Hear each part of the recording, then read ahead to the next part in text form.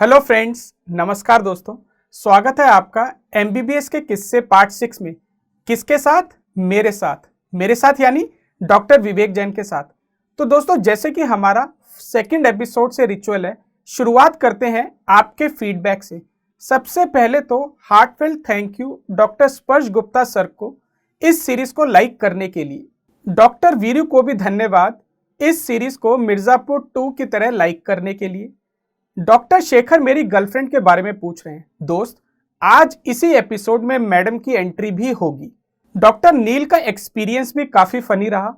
और डॉक्टर आरुषि को भी कॉन्ग्रेचुलेशंस। दोस्तों, स्वागत नहीं करोगे डॉक्टर आरुषि का मेडिसिन की फील्ड में? डॉक्टर श्रद्धा और डॉक्टर लावण्या को भी lots of love. Doctor Rishabh ने पूछा है, सर वैसे तो आप इतने कूल हो, पर ये कैसे पॉसिबल है? आप ना तो स्मोक करते हो ना ड्रिंक करते हो। डॉक्टर ऋषभ, ये मीडिया और मूवीज ने एक मिसकंसेप्शन क्रिएट की है कि कूल या चिल देखने के लिए आपको स्मोकर या ड्रिंकर होना जरूरी है। ऐसा बिल्कुल भी नहीं है। मुझे आज तक फ्रैंकली लाइफ में कभी भी स्मोकिंग या ड्रिंकिंग की जरूरत महसूस ही नहीं हुई है। लास्ट एपिसोड में डॉक्टर पात्रा को बड़ी हैरानी हुई कि एक इंटर्न एक फर्स्ट ईयर पीजी को कैसे पटा सकता है। डॉक्टर पात्रा को मैं सिर्फ इतना कह सकता हूँ, दोस्त, ये उस मेरे दोस्त इंटर्न का कमाल नहीं, बल्कि ये उस फर्स्ट ईयर पीजी का कमाल है। याद रखो, लाइफ का एक मेजर फंडा कि वो स्त्री है, वो कुछ भी कर सकती है। डॉक्टर अनुभव ने शेयर किया कि उनके कॉलेज में भी किसी भी पार्टी में सीनियर्स ही पे करते हैं। लेकिन फिलीपींस से डॉक्टर आकाश ने शेयर किया कि उनके वहां तो पार्टीज में जूनियर्स को ही वॉलेट निकालना पड़ता है। डॉक्टर आकाश, ये भी सही है। डॉक्टर रिद्धि ने मुझसे पूछा कि सर क्या आपने मिर्जापुर 2 का सीजन देखा है? Doctor Riddhi, I am a Bollywood buff, Bollywood fan. तो बॉलीवुड की सारी मूवीज, इनफैक्ट हॉलीवुड की सारी मूवीज भी मैंने आज तक देखी है। इसके अलावा कोई भी वेब सीरीज जब भी रिलीज होती है किसी भी प्लेटफॉर्म पे, मैं सबसे पहले देखने वालों में उसमें हमेशा होता हूँ। मुझे बॉलीवुड या हॉलीवुड को क्विज में हराना मुश्किल ही नहीं, नामुमकिन है। डॉक्टर डीएनएस ने शेयर किया कि कैसे उनके एक बैचमेट ने मेल कॉन्ट्रासेप्टिव पूछे जाने पर आंसर दिया था वाइग्रा। डॉक्टर डीएनएस, मैं एक ही चीज कहना चाहूंगा, it was a very very hard answer. और डॉक्टर श्रेयांश के दोस्त ने तो लैरिंग्स को ही पेनिस बता दिया। लैरिंग्स और पेनिस, ओ माय गॉड, ये कैसे हो सकता है? डॉक्टर आदेश ने पूछा कि सर आपको एमबीबीएस के किस्से शेयर करने का आइडिया कैसे आया? दोस्तों, इतने टाइम से सोशल मीडिया पे मैं देख रहा हूँ कि सारे डॉक्टर कोविड स्ट्रेस से ग्रसित हैं, सारे कोरोना वायरस से परेशान हैं, चाहे वो ड्यूटी कर रहे हो, चाहे वो पढ़ने वाले अंडर ग्रेजुएट स्टूडेंट्स हो। तब एक दिन मेरे दिमाग में आइडिया आया, क्यों ना अपनी एमबीबीएस की आप बीती आप सब लोगों के साथ शेयर करूं। और डॉक्टर आदिश, यदि आपसे एक बिल्कुल सच्चाई शेयर करूं तो फर्स्ट एपिसोड बनाने के बाद मेरी हालत बिल्कुल डर्टी पिक्चर की विद्या बालन जैसी थी। मुझे यह भी नहीं पता था कि इस एपिसोड को देखने लोग आएंगे भी या नहीं आएंगे। पर दोस्तों, आप सबका धन्यवाद। ये सीरीज वाकई में बहुत पसंद आई, ना सिर्फ इंडिया के मेडिकल स्टूडेंट्स को, बट जितने भी इंडियन स्टूडेंट्स इंडिया से बाहर पढ़ते हैं उन सबको भी। तो दोस्तों, मेरा शो सक्सेसफुल रहा। डॉक्टर शिरीष हरि पांडे और डॉक्टर इशिता बुंदेला को भी दिल से धन्यवाद, दिल से लव।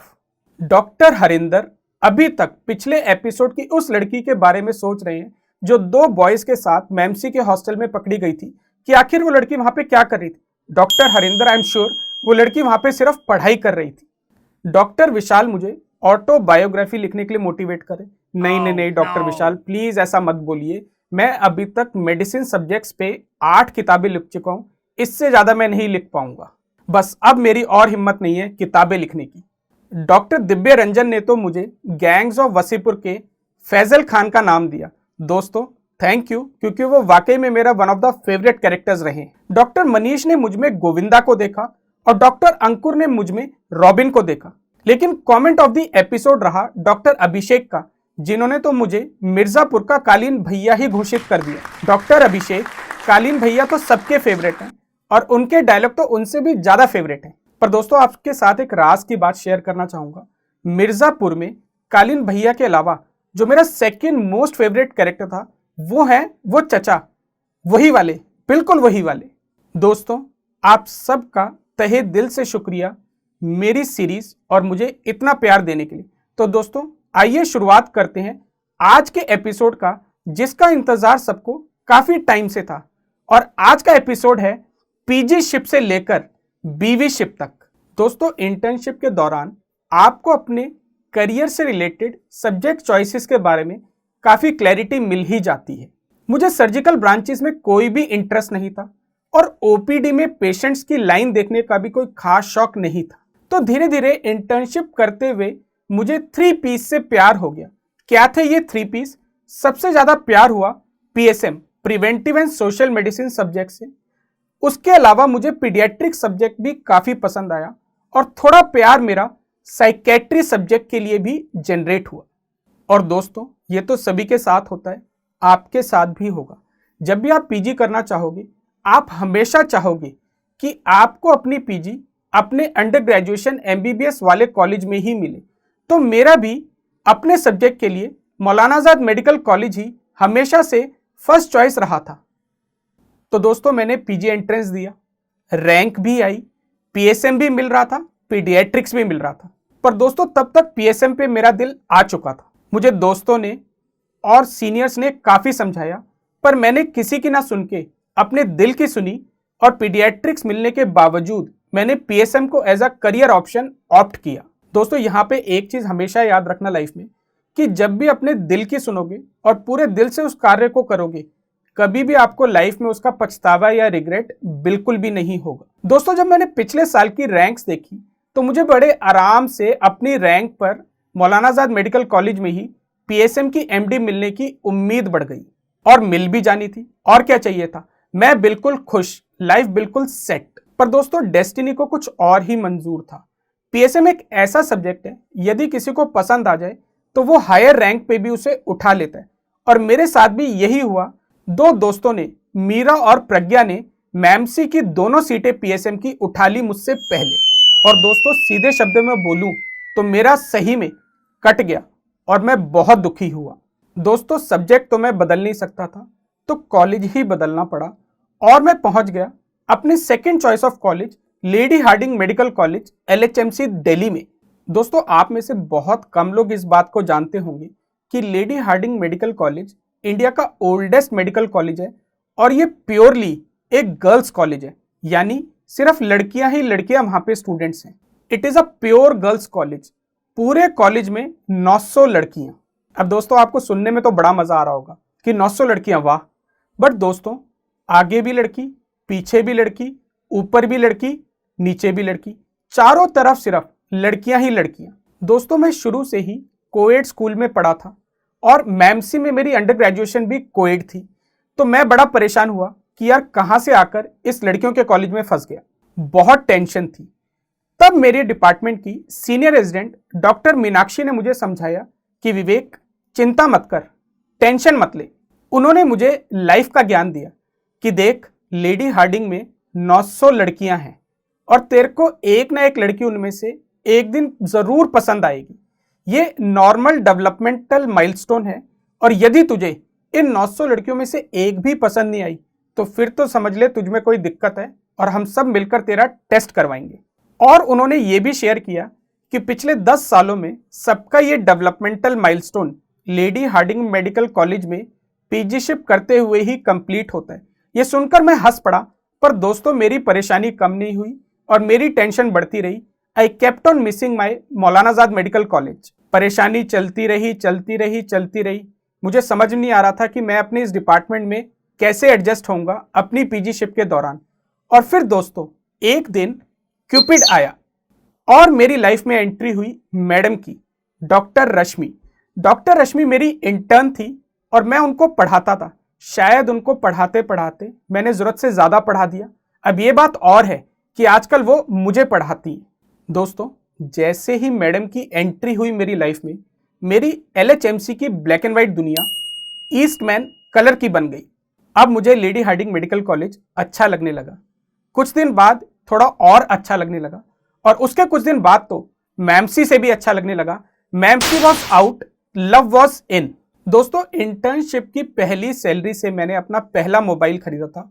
वो रिचुअल मैंने बरकरार रखा और पीजी की अपने पहले 2 महीने की सैलरी से मैंने एक बाइक खरीदी, जबकि ऑलरेडी मेरे पास घर में एक कार भी थी। उस बाइक ने मेरा 3 साल भरपूर साथ दिया। मस्त बाइक थी वो, बजाज कैलिबर 115। और दोस्तों, आप में से जो बाइक लवर्स हैं वो जानते हैं कि बाइक का प्यार क्या होता है। दोस्तों वापस आता हूं अपनी लव स्टोरी पे। मैंने और रश्मि ने we painted the town red. हमारे फेवरेट हैंगआउट्स में से थे दिल्ली हाट, कॉलेज कैफे ये वाला, गोल मार्केट का निरुलास, चाणक्य सिनेमा मोमोज वाला और साथ ही साथ यूपीएससी चाट कॉर्नर। दोस्तों मेरी बाइक चलती रही और मेरी एवरेज बढ़ती रही। और दोस्तों फिर आया मेरा लव स्टोरी का डी डे, यानी प्रपोजल वाला दिन। अब आप गेस करो किसने किसको प्रपोज किया होगा। मैंने किया मैडम को या मैम ने प्रपोज किया मुझको? सोचो सोचो, थोड़ा और सोचो। बिल्कुल सही दोस्तों, मैंने ही प्रपोज किया मैम को। और कहां पे प्रपोज किया? लेडी हार्डिंग मेडिकल कॉलेज के उसी कैफे में। ये वही कैफे है और ये मैं ही बैठा हूं। और दोस्तों प्रपोज कैसे किया था? उस टाइम पे व्हाट्सएप तो था नहीं, बोलने की हिम्मत मेरी थी नहीं, तो मैंने तो जो मैडम को प्रपोज किया कॉफी के दौरान, उस दिन काफी बारिश भी हो रही थी, और प्रपोज किया एक टिश्यू पेपर पर लिखकर। डॉक्टर रूपाली रॉय इसकी गवाह भी हैं। और दोस्तों उसके बाद तो मेरी लॉटरी लग गई। Ma'am said yes. मैडम मेरी लाइफ में एक कूल वेव की तरह आई और मेरी पर्सनैलिटी के साथ साथ मेरी लाइफ को भी उन्होंने काफी काम, शांत और स्टेबल बनाया। अब मैं धीरे धीरे डिपार्टमेंट में भी एडजस्ट होने लगा। मुझे टीचिंग में मजा आने लगा, मुझे फील्ड विजिट्स में भी मजा आने लगा, और मैं सेमिनार्स को भी एकेडमिकली एंजॉय करने लगा। जितने भी डिपार्टमेंटल या कॉलेज के एग्जाम होते थे उसमें मैं एमबीबीएस के स्टूडेंट्स यूजी की काफी मदद करता था। अपने खुद की एमबीबीएस के दौरान सीनियर्स की मदद और सपोर्ट को मैं कभी नहीं भूला। इसीलिए मैंने कभी भी जब मैं एज अ एग्जामिनर के रोल में आया, किसी भी सिंगल स्टूडेंट को मैंने फेल होने नहीं दिया। इस बात को लेकर डिपार्टमेंट में काफी खुसुर पुसुर चलती रहती थी कि विवेक काफी स्टूडेंट फ्रेंडली है, वो स्टूडेंट्स की जरूरत से ज्यादा आउट ऑफ द वे जाके हेल्प करता है। इनफैक्ट दोस्तों इसी बात पर डिपार्टमेंट के कॉरिडोर में इसी चीज को लेकर एक फैकल्टी के साथ मेरी काफी बहस भी हुई, लड़ाई भी हुई सारे स्टूडेंट्स के सामने। पर दोस्तों मेरी लाइफ का उसूल है, जो चीज मुझे सही लगती है मैं उसे कभी भी नहीं बदलता, और मैंने खुद को भी कभी नहीं बदला। धीरे धीरे एलएचएमसी में मेरी पॉपुलैरिटी बढ़ने लगी। और आपके साथ अगर एक सीक्रेट शेयर करूं तो मुझे ऑलरेडी रिलेशनशिप में होने के बावजूद और भी कुछ प्रपोजल मिले लेडी हार्डिंग मेडिकल कॉलेज की लड़कियों के द्वारा। लेकिन दोस्तों मेरे दिल पर तो फाइनल ताला लग चुका था और कंप्यूटर उसे लॉक कर चुका था। दोस्तों not by choice but by default मैं एलएचएमसी आया था। बट स्लोली एंड स्लोली मुझे रियलाइज हुआ कि लेडी हार्डिंग मेडिकल कॉलेज का कम्युनिटी मेडिसिन पीएसएम डिपार्टमेंट शायद दिल्ली के सारे मेडिकल कॉलेजेस में बेस्ट था। इवन एम्स और मैमसी के पीएसएम डिपार्टमेंट से भी बेहतर था। यहाँ पर स्टूडेंट्स को फुल ट्रेनिंग दी जाती थी। 24/7 सारे primary health centres fully functional operational भी थे।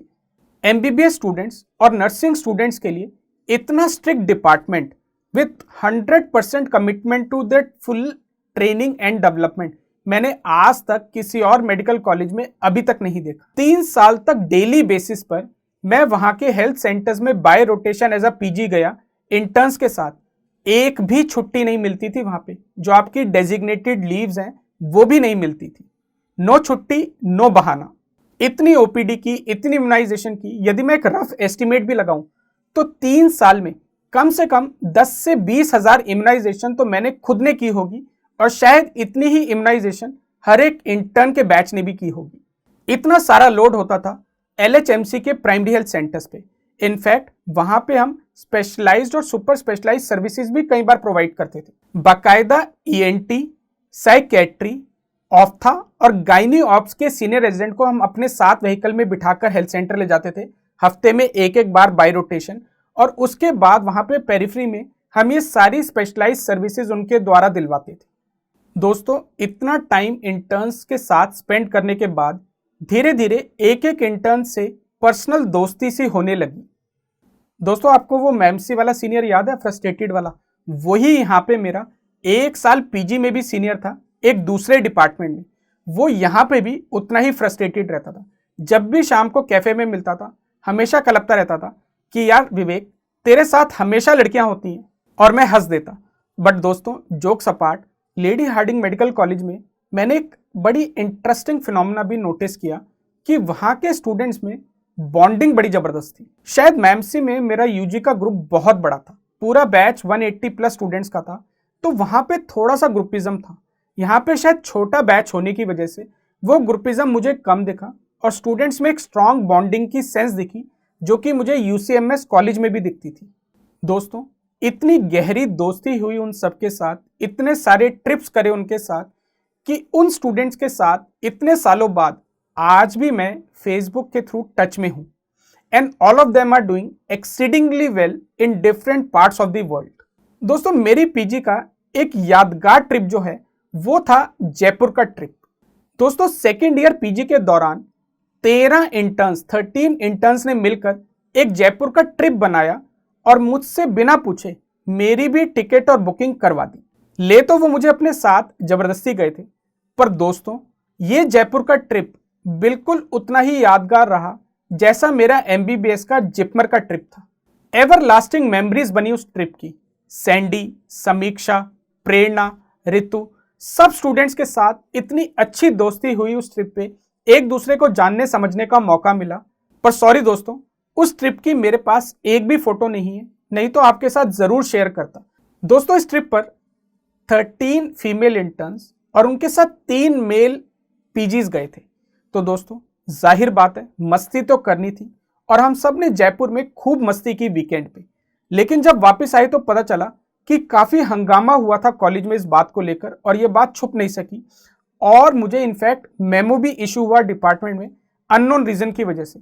और दोस्तों, अब तक तो आप मेरी पर्सनैलिटी को समझ चुके हो कि मेरा उस मेमो को क्या रिस्पॉन्स रहा होगा। दोस्तों, मैडम के साथ साथ अब मेरा अपने पीजीशिप और अपने करियर को लेके अपने सब्जेक्ट से भी बेइंतहा प्यार बढ़ने लगा। कॉलेज टाइमिंग्स के बाद डेली इवनिंग मेरी एलएचएमसी की लाइब्रेरी में निकलती और मेरे सारे वीकेंड्स इंक्लूडिंग संडे और सारी छुट्टियां नेशनल मेडिकल लाइब्रेरी दिल्ली में निकलती। दोस्तों, मैंने पढ़ना शुरू किया और अपने पीएसएम में जेन्युइन इंटरेस्ट को कैश इन करना शुरू किया और वाकई में सब्जेक्ट को पूरी तरीके से एंजॉय भी करना शुरू किया। और दोस्तों, फिर आया सेकेंड ईयर का थीसिस टाइम। आप में से जो लोग नहीं जानते, थीसिस एक रिसर्च स्टडी होती है जो आपको अपनी एमडी या एमएस की डिग्री के दौरान सेकेंड ईयर में करनी होती है। जितने भी हमारे क्लिनिकल डिपार्टमेंट के दोस्त हैं वो अपनी ओपीडी, वार्ड्स और ओटी ड्यूटीज में इतने बिजी रहते हैं कि कई बार वो अपनी थीसिस पे बहुत ज़्यादा फोकस नहीं कर पाते। लेकिन यदि आप एलएचएमसी के कम्युनिटी मेडिसिन डिपार्टमेंट को देखो तो वहाँ पे थीसिस को एमडी पीएसएम का एक वाइटल हिस्सा माना जाता है। वहाँ पे थीसिस पर काफ़ी फोकस रखा जाता है। तो दोस्तों, मैंने भी थीसिस की इंपॉर्टेंस को समझा और डिसाइड किया कि मैं हॉस्पिटल बेस्ड रिसर्च स्टडी नहीं करूँगा, क्योंकि हॉस्पिटल बेस्ड स्टडी काफ़ी आसान होती है। फैकल्टी के मोटिवेशन पे मैंने कम्युनिटी में जाके एक फील्ड बेस्ड स्टडी करने का डिसीजन लिया। दोस्तों, एलएचएमसी के कल्याणपुरी हेल्थ सेंटर पर मैंने ड्रग एब्यूज की काफ़ी बड़ी प्रॉब्लम देखी थी और इस फील्ड में मेरा धीरे धीरे इंटरेस्ट बढ़ता जा रहा था। तो इसी टॉपिक को मैंने अपनी थीसिस की स्टडी के लिए आइडेंटिफाई किया। लेकिन इस टॉपिक को लेकर डिपार्टमेंट में काफ़ी रेजिस्टेंस थी, क्योंकि एक तो ये बिल्कुल नया टॉपिक था, दूसरा फैकल्टी को लगता था कि शायद ड्रग यूजर्स के कांटेक्ट में आने से मेरे खुद पर भी कुछ रिस्क था। पर दोस्तों, मैंने भी थोड़ा प्यार से, थोड़ा सा रिक्वेस्ट से और बहुत सारी फोर्स से अपने डिपार्टमेंट की फैकल्टी को कन्विंस किया कि वो मुझे इस अपने फेवरेट टॉपिक पे काम करने दें, नहीं तो मैं इंटरेस्ट से थीसिस को नहीं कर पाऊंगा। और थैंकफुली उन्हें ये चीज़ समझ में भी आई। दोस्तों, इसके बाद मैंने पूरे 1.5 साल अपनी थीसिस फील्ड एरिया में काफ़ी मेहनत की, अपनी बाइक का फुल यूज़ किया, दिल्ली के एक कोने से बैठ के दूसरे कोने तक जाना। 40 किलोमीटर का रास्ता था बीच में, और मैं हर संडे को भी जाता था। गर्मी हो, सर्दी हो, बारिश हो, कोई भी सीजन हो, मुझे कोई फर्क नहीं पड़ता, बस एक दिल पे जुनून सा सवार था। बस दोस्तों, मैं था और मेरा इंटरेस्ट। तो दोस्तों, यहाँ पे मैं आपको एक और काम की चीज़ बताना चाहूँगा कि अगर पॉसिबल हो तो थीसिस का टॉपिक आप हमेशा वो सिलेक्ट करना जो आपके इंटरेस्ट का हो, फिर आप उसे पूरे दिल से करोगे। दोस्तों, मैंने ड्रग यूज प्रिवेंशन के फील्ड में इतनी मेहनत की कि धीरे धीरे मेरे काम की चर्चा कॉलेज और उसके बियॉन्ड भी होने लगी। मेरे को एलएचएमसी में डिपार्टमेंट की बाइनियल प्रेजेंटेशन करने का मौका मिला, जबकि मैं कुल सेकेंड ईयर पीजी था उस वक्त। इसके अलावा all India institute of medical sciences Delhi AIIMS का एक डी एडिक्शन सेंटर होता था त्रिलोकपुरी एरिया में। वहां पे मैंने डॉक्टर अंजू धवन साइकेट्री की फैकल्टी एम्स के साथ मिलकर काफ़ी काम किया और मैम से मुझे काफ़ी कुछ सीखने का मौका मिला डी एडिक्शन और ड्रग यूज प्रिवेंशन को लेकर। एम्स के NDDTC national drug dependence treatment centre के साथ भी मेरा एसोसिएशन हुआ और बाद में इसे मैंने अपने करियर डेवलपमेंट में भी काफ़ी यूज़ किया। और दोस्तों बाद में मेरी ये मेहनत रंग लाई और मुझे अपने करियर में भी इस थीसिस को मेहनत से करने का लाभ मिला। और दोस्तों इसके अलावा मुझे अपनी पीजीशिप के दौरान ही National Institute on Drug Abuse, National Institute of Health USA द्वारा अपनी रिसर्च फाइंडिंग शेयर करने के लिए इनवाइट किया गया। और फिर कि मैंने डॉक्टर नीरज, एक सीनियर रेजिडेंट थे साइकेट्री में जो कि आजकल ऑस्ट्रेलिया में सेटल्ड है सक्सेसफुली, उनके साथ किया अपनी पीजीशिप के दौरान एक अमेजिंग USA का ट्रिप। दोस्तों वो मस्त ट्रिप था। मैंने और डॉक्टर नीरज ने कोई कसर नहीं छोड़ी और अपने US के ट्रिप को पूरी तरीके से कैश इन किया। ऐसी ऐसी हरकतें की कि मैं आपके साथ शेयर भी नहीं कर सकता। और दोस्तों अपनी उस US ट्रिप पर मुझे अपने पासपोर्ट से रिलेटेड एक बहुत मेजर प्रॉब्लम भी फेस करनी पड़ी, पर उससे भी मैंने लाइफ में मुश्किलों को कैसे फेस किया जाता है इसी चीज़ को सीखा। अपनी रिसेंट ऑस्ट्रेलियन ट्रिप पे मैं अभी डॉक्टर नीरज सर और उनकी फैमिली से भी मिला और हमारी पूरी उस US ट्रिप की सारी यादें ताज़ा की। अपनी इस US ट्रिप पर मैंने और डॉक्टर नीरज सर ने एरिजोना से लेकर लॉस एंजलिस और सैन फ्रांसिस्को तक काफ़ी गुल खिलाए, जिनमें से काफ़ी तो अभी तक मैडम को भी नहीं पता। तो दोस्तों इस मेरी थीसिस में की गई मेहनत ने कैसे मेरी आगे करियर डेवलपमेंट में हेल्प की, ये मैं आपके साथ शेयर करूंगा आने वाले अगले इस सीरीज के एपिसोड में। दोस्तों इट वोंट बी नाइस, सही नहीं होगा यदि मैं लेडी हार्डिंग के उन 4 स्टूडेंट्स का जिक्र ना करूं। कौन से 4 स्टूडेंट्स? वो थे डॉक्टर निधि यादव, डॉक्टर सुरभि गुप्ता, डॉक्टर शगुन सूद और डॉक्टर ईशा गुप्ता। देखो दोस्तों मुझे उन चारों स्टूडेंट्स का आज तक पूरा नाम भी याद है। इन चारों स्टूडेंट ने एक दिन आके मुझे रिक्वेस्ट की कि सर हमें PSM सब्जेक्ट में थोड़ी प्रॉब्लम होती है, क्या आप हमें क्लास के बियॉन्ड भी थोड़ा पढ़ा सकते हो। और दोस्तों उसके बाद स्टार्ट हुआ इवनिंग टाइम में कॉलेज टाइमिंग्स के बियॉन्ड कैफ़े में बैठ के पढ़ाने का सिलसिला। और दोस्तों यहीं से मुझे टीचिंग में इंटरेस्ट डेवलप होना प्रॉपरली शुरू हुआ और मैं आज आपके सामने शेयर कर सकता हूं कि इन्हीं 4 यंग डॉक्टर्स ने मेरे सक्सेसफुल टीचिंग करियर की फाउंडेशन रखी। तो इन चारों डॉक्टर्स को दिल से धन्यवाद। और दोस्तों इसी दौरान 3rd ईयर MD में आया मेरी लाइफ का सबसे इम्पॉर्टेंट इंटरव्यू। दोस्तों मैं और मैडम दोनों अलग अलग कास्ट से बिलोंग करते हैं, तो इस चीज़ को लेकर दोनों घरों में थोड़ी थोड़ी रेजिस्टेंस और थोड़ी थोड़ी एप्रीहेंशन भी थी।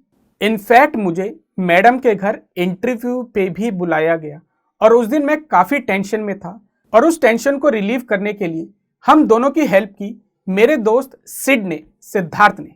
सिड के साथ मेरा बचपन से नाता है, हम रहते भी एक ही रेजिडेंशियल कॉलोनी में हैं आज तक। हम दोनों ने MBBS भी इकट्ठे मैमसी में की और बाई चांस हमारी MD भी साथ साथ LHMC में थी। मैं PSM का MD और वो मेडिसिन का MD था एक ही टाइम पर।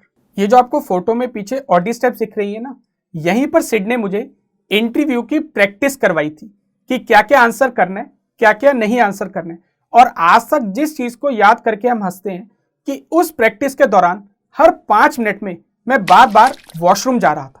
और दोस्तों फिर मेरा वाइफ के घर पे या होने वाली वाइफ के घर पे इंटरव्यू हुआ और मैं सक्सेसफुली पास भी हुआ। दोस्तों सिद्धार्थ आज एक सक्सेसफुल मेडिकल ऑन्कोलॉजिस्ट है दिल्ली में और हमारी दोस्ती आज भी बिल्कुल वैसी ही कायम है और डेली ऑलमोस्ट व्हाट्सएप पे या कॉल पे हम जरूर बात करते हैं। दोस्तों एक राज की बात और बताता हूँ, सिद्धार्थ का भी development milestone Lady Hardinge Medical College में ही अचीव हुआ, तो डॉक्टर मीनाक्षी सीनियर रेजिडेंट की थ्योरी बिल्कुल सही निकली।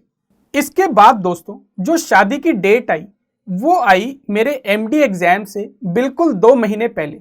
डिपार्टमेंट में तो हंगामा मच गया, सब परेशान हो गए कि विवेक तुम ऐसा नहीं कर सकते, एग्जाम से पहले शादी करना एडवाइजेबल बिल्कुल भी नहीं है, इससे एग्जाम्स पे भी फर्क पड़ सकता है। पर दोस्तों अब तक मुझे लाइफ का एक फंडा तो क्लियर हो चुका था कि जब मेरे 10th और 12th क्लास के मार्क्स कहीं पर काम नहीं आए, जब मेरे एमबीबीएस के फर्स्ट सेकंड थर्ड प्रॉफ के एग्जाम के मार्क्स कहीं पर काम नहीं आए, तो डेफिनेटली एमडी के भी एग्जाम के मार्क्स मुझे आगे लाइफ में काम नहीं आएंगे। और मैंने हमेशा से लाइफ में एक फंडा क्लियर रखा है कि अपनी पर्सनल लाइफ और प्रोफेशनल लाइफ को हमेशा सेपरेट रखना चाहिए, और मैंने यहाँ पर भी यही किया। और अपने एग्जाम डेट को फॉलो ना करते हुए मैंने जो भी मैरिज की डेट डिसाइड हुई थी उसको पोस्टपोन नहीं किया, और एग्जाम से ठीक 2 महीने पहले शादी भी की। दोस्तों, हम दोनों अलग अलग कास्ट से, और शादी का भी रिचुअल दोनों का अलग अलग। तो शादी को पूरी दोनों की फैमिलीज ने, दोनों के रिलेटिव्स ने, और इतनी बड़ी डॉक्टर्स की कम्युनिटी आई थी वहां पे, उन सब ने खूब एंजॉय किया। दोस्तों, मैडम की फैमिली तो बिलोंग करती है पौड़ी गढ़वाल से, तो वहां से तो आए बेचारे सीधे साधे रिलेटिव्स। और दोस्तों, मेरे पेरेंट्स बिलोंग करते हैं हरियाणा और यूपी से। यहां से आए शोर शराबा मचाने वाली सारी फैमिलीज अपने बच्चों के साथ। दोस्तों, आजकल तो कम होता है, बट पता नहीं हरियाणा यूपी का क्या कल्चर है। मेरी शादी में भी राइफल और पिस्टल से काफी फायरिंग हुई।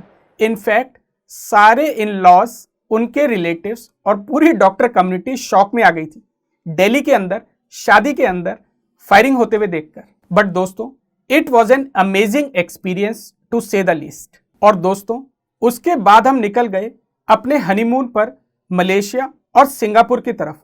और दोस्तों, मस्त रहा अपना हनीमून। दोस्तों, आज भी जब हम बैठकर अपने उस टाइम की अपने हनीमून की फोटोग्राफ्स को देखते हैं, तो आप इस फोटो को ध्यान से देखिए, कितने यंग लग रहे हैं हम। तो आज भी हम हंसते हैं कि ये तो एक तरीके का बाल विवाह था। दोस्तों, धीरे धीरे हमें ट्रैवल की आदत पड़ने लगी और हम बिल्कुल हार्डकोर ट्रैवलर्स बन गए। अलग अलग शहर, अलग अलग देशों में हमने ट्रैवल करना शुरू किया, and we started enjoying it. In fact आज तक मैं खुद अभी 35 कंट्रीज से ज़्यादा ट्रैवल कर चुका हूँ। Now travel is a part of life for both of us. ये तो कोरोना टाइम्स ने हमारी इस वक्त वॉट लगा रखी है, otherwise we simply love travelling. और दोस्तों, फिर आया ऑल इंपॉर्टेंट एमडी का फाइनल एग्जाम। थ्योरी एग्जाम हुए। मैंने क्योंकि 3 साल बहुत अच्छी मेहनत की थी, तो मेरे थ्योरी एग्जाम्स भी मेरे हिसाब से काफ़ी अच्छे गए थे। प्रैक्टिकल्स हुए, वो भी मेरे अच्छे गए। और जब वाइवा की बारी आई, तो हमारे एक्सटर्नल एग्जामिनर थे हमारी फील्ड के one of the biggest stalwarts, one of the most educated, highly respected doctor Sanjay Chaturvedi sir from university college of medical sciences. Doctor Sanjay Chaturvedi sir सबसे ज़्यादा रिस्पेक्टेड लोगों में से हैं पब्लिक हेल्थ फील्ड में इंडिया में, और आजकल वो हेड ऑफ द डिपार्टमेंट भी हैं पीएसएम के university college of medical sciences में। तो उस वक्त मुझे थोड़ी टेंशन ज़रूर थी कि ना जाने सर क्या पूछ लें। सर के नॉलेज लेवल के आगे तो मैं कुछ भी नहीं हूँ, मैं शायद कुछ भी नहीं बता पाऊंगा। तब सर ने मेरी ये टेंशन भांप ली और मुझे बताया कि विवेक, नथिंग टू वरी, तुम्हारे आंसर्स और आंसर शीट्स पूरे यूनिवर्सिटी एग्जाम्स में आज तक के बेस्ट लगे मुझे, और मैं तुम्हारा वाइवा एक हायर लेवल यहाँ से शुरू करूँगा।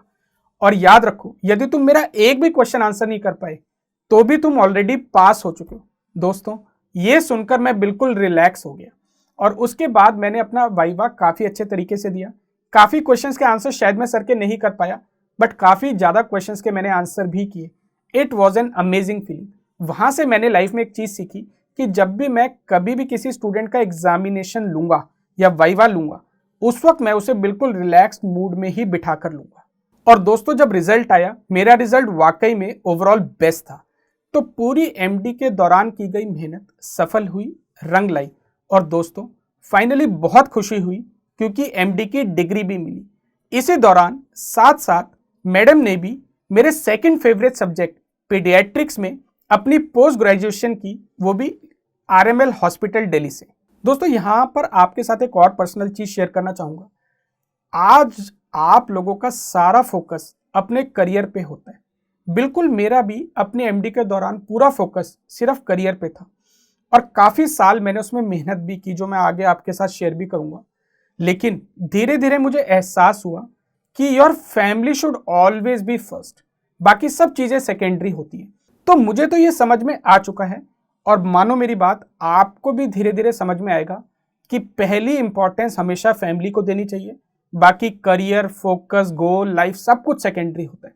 दोस्तों, इसी चीज़ को मैं आज तक फॉलो भी कर रहा हूँ, और हमारी लाइफ में भी एक क्यूट सी डॉटर की भी एंट्री हुई।